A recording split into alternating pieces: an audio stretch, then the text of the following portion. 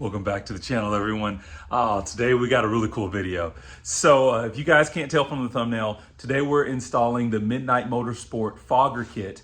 This is a kit that I purchased from Franken Turbo with the F55 turbo. They actually give you a discount if you're purchasing either the Schwink N55 Plus or the Franken F55 turbo. You get a $100 discount if you purchase it together. But what we're doing is we're adding this this throttle body injection kit. Actually works off of hob switches at, I believe, at 11 PSI as well as 16 PSI to get you the additional fueling that you need. So this is an alternative to going with a upgraded high pressure fuel pump or even port injection or anything like that. So because we now have the Franken F55 turbo, we're going to be hitting a lot higher boost levels. I'm trying to actually make sure that we have the fueling necessary. And then if for some reason we don't get that provided with this kit, then we can look at some other alternatives. But this is a really good kit, especially when you're pairing it with my early N55 style that has the old N54 high pressure fuel pump. I believe it's like the plunger style. It actually will provide more fueling than the EWG versions or even some of the later model PWG versions. So hopefully this is going to be a good supplement to that. I'm going to turn the camera around. We're going to get started on this install. I'm going to try to run through a lot of this pretty quickly just because I don't have a lot of time and I want to try to get this knocked out. So we're going to turn this camera around now. So as you guys can see, we've got the car back down on the ground. Turbo install went smoothly. That's actually was done 2 days ago. Now what we're going to do is to get this started, for one, I'm actually going to pull my low pressure sensor for the fuel pump. We're going to turn the car over to make sure that we have as much of the fuel out of the lines as possible. And then the first thing we're going to do is we're going to start disconnecting the coupling here. So we're going to loosen that up as well as because we're trying to get this charge pipe off. So once we get the charge pipe out of the way, then we'll start looking at removing the bolts here for the throttle body. And then there should be some harnesses below that need to be disconnected because we want to get that throttle body removed so that we can actually put the insert for the Fog'r kit. So let me show that to you guys real quick here. Kind of got it all laid out or somewhat laid out. This is what we're adding here. We've got a couple of harnesses as well as a fuel line. So this is our fuel line that's going to connect right above our strut tower. That's the hope for me right now because I do have another ethanol setup. This is our throttle body spacers as well as the hob switches we discussed. And then in here in this little baggie, you'll see some injectors and everything that will actually sit into this spot right here. We'll actually have a little fuel rail. So we're going to start putting this piecing this together. Got all of our other supplies here in our kit here. And what I was referring to here when I said my ethanol sensor, if you guys do not recall, I actually have, I went back in and I installed my own ethanol E85 sensor, analyzer, all that sort of thing. My problem right now is that my ethanol sensor is not communicating with the CAN bus. So I do have a new Burger Motorsport ethanol sensor coming that will be able to communicate with the CAN bus, and I'll give you that information on that when that shows up. But I have my E85 Continental sensor located right here. Okay, I tapped in right here off of our fuel line, and so we're going to try to do that with this new unit because that's actually an easy spot to tap in on the Fog'r. So we'll see how that works out too as well. But first, like I said, we're going to get the car started, get that fuse removed, and get this fuel out of the line. Okay, quick update. Charge pipe is already out, as you guys can see. We just undid the clip there, basically loosened those out, pop the charge pipe out. Throttle body, we've got almost out. So basically just loosen down the 4 bolts there, which look like this. These 4 bolts are already out now. We're going to try to see if we can get that separated. I believe there's a plug underneath. So that's what I'm going to work on now, but I'll give you guys an update here shortly. Okay, and there we go. Throttle body is out. We have it sitting right here. Throttle body gasket looks really compressed. We'll probably replace that. Yeah, but what you'll notice here, you have a little inlet here, which is another squeeze connector that had to be pulled off. And then your connector to the bottom, to the actual throttle body had to be removed. And then you were easily able to remove the whole throttle body. So what we're referring to here, if I can find them. Okay, so this here hose here is that little connection that came off the bottom of the throttle body. And then the other connector is right here. So those are the two items that had to be disconnected. And just like that, you were able to remove that throttle body. So we're going to get our plate lined up with it, and we'll start keep going and seeing what we need to do from there. Okay, so now that we have the throttle body out and out of position, and I may just throw some cleaner on that and just make sure everything's just really nice and clean. We're gonna make sure that we have everything ready for the actual Fog'r kit. So this, of course, is our Fog'r kit. We've got our throttle body here. This is our throttle body spacer, I'm sorry. We have a little fuel rail. And so what we're gonna do is we grab our little fitting here and we're gonna slide our O-ring on. As you guys can see, I've got this O-ring now on it. That is gonna connect right in here. So we're gonna get that screwed in. And then we also have another fitting here, which is still in the baggie. I'm gonna put some of the included Teflon tape, which is actually right here, because some of these fittings are tapered fittings. Some of them are not. As you guys can see, this side here, that's not a tapered connection. So we're actually going to put some Teflon tape around there, and then that is actually going to, I believe, connect right in there on this. Nope, I'm sorry. That's actually going to connect right here. So we're going to put this fitting right in here, and then we'll be able to connect the line to it. So I'm going to get started on that real quick. I will give you guys a quick update and show you what it looks like. Okay, guys. So what you guys have now, you can see my fitting here, my T, and I've got you can see the Teflon tape coming through. It's connected to my fuel line, which then comes over, and then there was another tapered connection right here to the fitting that we put in that has the O-ring. So that is all now solid. And then I'm looking here at my current setup for my fuel line. This will be different for you guys because you don't have my ethanol sensor set up yet. But I am actually going to looks like the easiest thing for me to do is come here to my ethanol sensor, disconnect this side of it, and then actually connect that T right there in the middle. That will actually give me my line that'll come over, and then I will be able to mount that to my throttle body or to that fuel rail, and we'll be good to go. So I'm gonna get that done right now.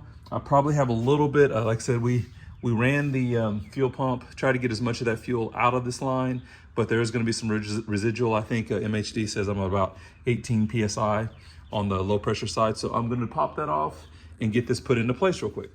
Okay, guys. So as you guys can see, I have my T set into place. Still have my ethanol sensor right there, which is, of course, I'll need that here in the next couple installs. You see my fuel rail is now here. And there's my, if you look underneath here, you can see the port where the injectors are going to sit. So now what I'm going to do is I've got to get my throttle plate or the throttle spacer set up, okay? So again, the hop connections I've already screwed those in. That's good to go. I've got my O-ring here. I've got my injectors pulled out. It does not matter which direction your injectors go. So for my install, of course, with this O-ring, this is going to go up against the throttle body, this or the intake manifold this way. So I'm going to position my injectors with the harness facing basically the driver's side fender. Okay.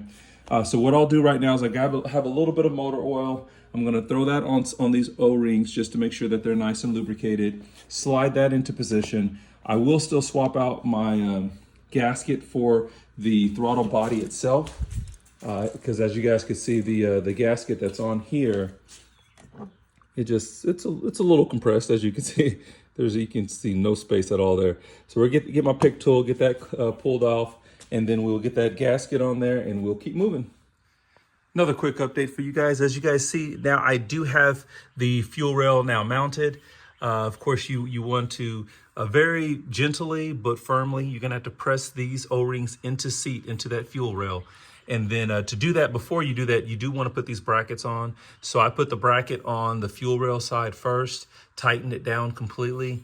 I was able to put the fuel rail onto the throttle spacers, and then I did these two bolts here at the bottom. So that is now set and ready to go. What I'm going to do now is I'm going to, and I've already just kind of cleaned a little bit on my throttle body. I've got the new gasket that's set in place.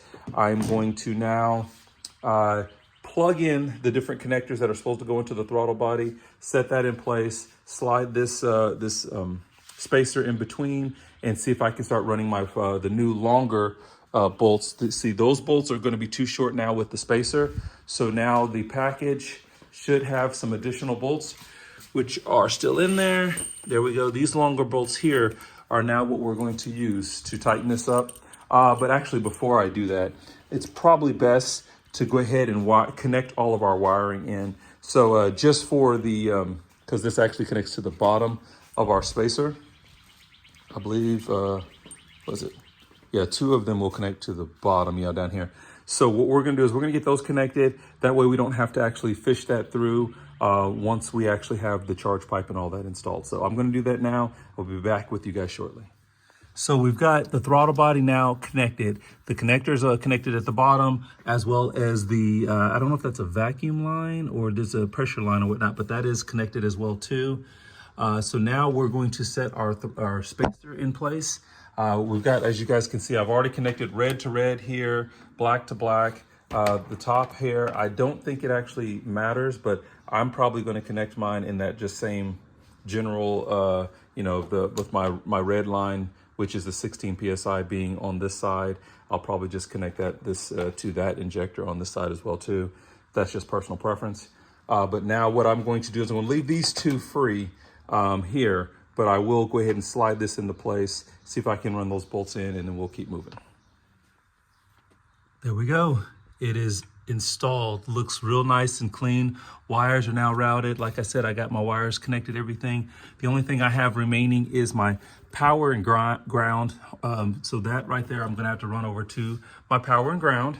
But now the biggest part is now getting that charge pipe back in.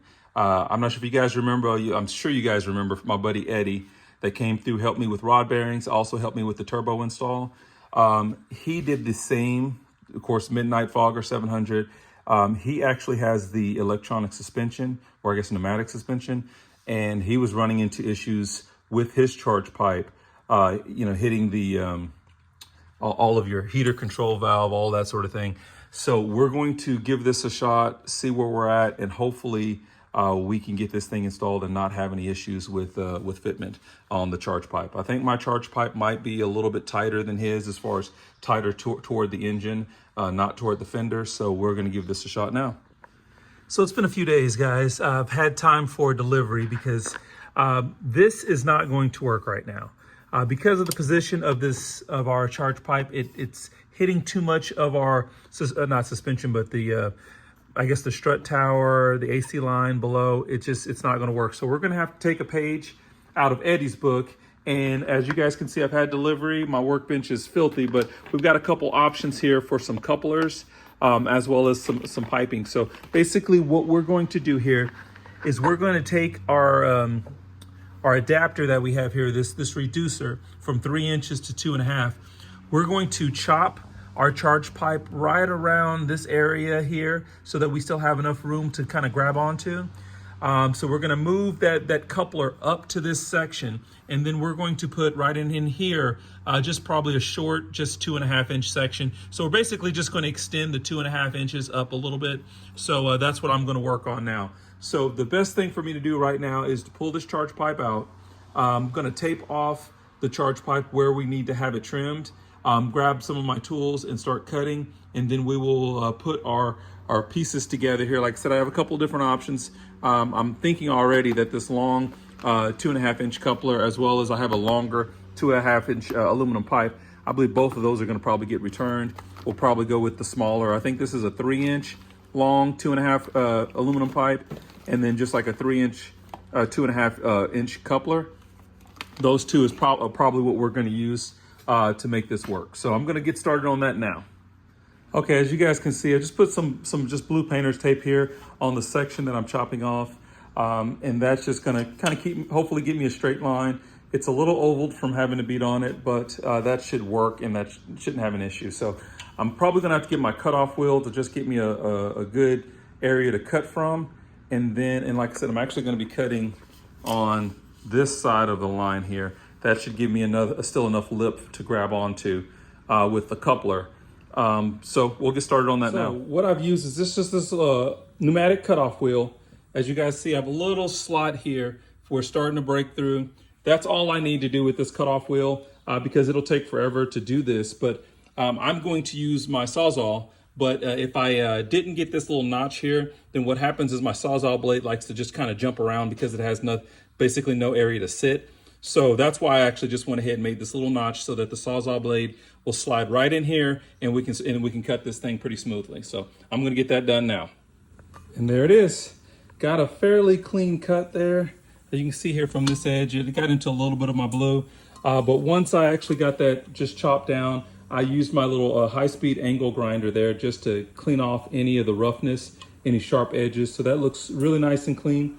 The next thing I'm going to do is actually flare it outwards, just so that the coupler has something to grab onto. We don't want this to just pop off easily. So we don't have really the option of kind of rolling it like you would see on typical aluminum piping. So we're just going to flare it and go from there. And there it is. So it's a little subtle there. Just using my pliers, just kind of flared that back out, and that's just so that the when we put the coupler on there and we cinch it down, that it will stay. It's a lot more difficult, of course, for that rubber, as well as when it's being constricted, for it to come back over the top of that charge pipe. So we will now try to get our fitment in and see if that will slide on. I think what I'll do first is I'm probably going to put the reducer on this section first, just because I think it'll be easier as opposed to having to try to put it on there once it's in place. And that did the trick. So as you guys can see there, I am fully seated in place now on the charge pipe. I have my coupler here that I'll tighten down for the 3.5 inch. Now we're going to grab our smaller aluminum pipe, and then a little bit of an extension. We should be good to go. As a side note too, I also grabbed my air gun and blew through this pipe as well before I went ahead and installed it, just to make sure that we didn't have any shavings or anything in there that would contaminate our intake and all that stuff. And I guess I misspoke earlier, guys. So as we see, we have my short little coupler going in here, the aluminum pipe, and I'm actually going to end up using the longer coupler. So that's what I'm going to use. I went ahead and pulled out the shorter one. It's not actually going to work the way I want it to. The longer one's going to be the one that's going to make the most sense. So I'll get that on now. And installation is complete. So we've got all of our clamps tied down, a very nice tight connection. Our charge pipe is now clipped into place nicely. We're not rubbing on anything. We are in a good position here. Okay, so it's been a few days. As you guys can see, we've got all of our parts back from powder coating. I think that looks great now. So they all will match the wheels. So now what we're going to do is we just actually have to work on our power and ground. Again, this is triggered by the Hobb switches. So constant, you're gonna basically have your constant 12 volt power and ground. We're gonna tap right into the positive post over here on this end, and then we're just gonna grab a ground somewhere on the vehicle. The only modifications that I will have to do is of course, this is our plug that we have here. This is not gonna be large enough for the nut. I'm not sure that you can, if I can zoom in there on that. We're basically gonna get right in there on that nut right there in the middle. And that is going to be this spade or this connector is too small. So I'm going to just cut this off, put on a different one, which I have a old box here of connectors, and then we'll actually have this ready to rock and roll. And I forgot to actually record it, but I've actually got that wire ran right in there to that fuse post. So that's not fuse post, the positive post, jumper post for the car. Actually ran the negative wire right through here, and actually mounted it right here on this nut here it's on the body for the strut arm for the hood strut. So we should be good to go. So I haven't been given the green light yet from David's shop to start running the Fog'r, but once I do, I will get you guys an update on how this thing functions. I think it's going to be a great addition, and it's going to help me meet my fueling needs. So that pretty much wraps up this install. I tried to make this video as short as possible, but I wanted to kind of give you guys some of those that good detailed information. But if you guys really want a really detailed DIY walkthrough on how to install this, check out Eddie's video as well too. He did a really good detailed walkthrough on how to install this fogger kit. I'm gonna put the link down in the description of this video. You guys like and subscribe on his channel as well too.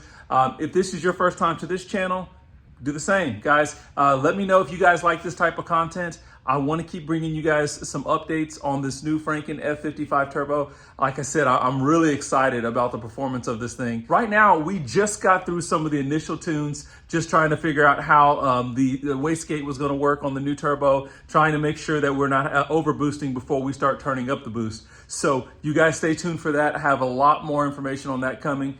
You guys be safe, and we'll catch you guys in the next video.